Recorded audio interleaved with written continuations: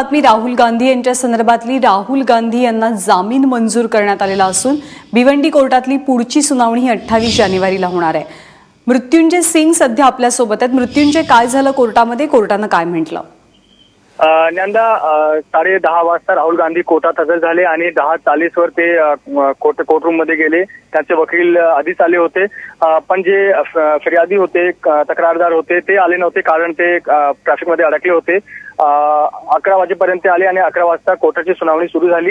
राहुल गांधींना जामीन देण्यात आली कारण जे सेक्शन बेलेबल आहे म्हणून राहुल गांधींना जामीन देण्यात आली आणि शिवराज पाटील यांनी श्योरिटी दिली। शिवराज पाटीलने आपला नाव, गाव, पत्ता सांगितला आणि आपल्या जे एक जमिनीचा पेपरही श्योरिटीसाठी ठेवलं आणि नंतर राहुल गांधींना जामीन देण्यात आली आणि दोघेही पक्षांनी आपसात समजून 28 जानेवारीला पुढील तारीख ची मागणी केली होती। आता पुढील सुनावणी 28 जानेवारीला होणार आहे, 28 जानेवारी 2017ला।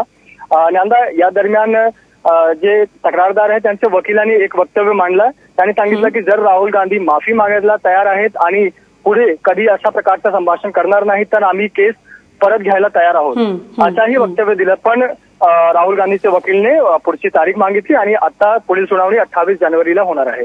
नंदा, मृत्युंजय, धन्यवाद या माहितीबद्दल। तर राहुल गांधी यांना जामीन मंजूर झालेला आहे आणि 28 जानेवारीला संपूर्ण प्रकरणाची पुढील सुनावणी होतीये।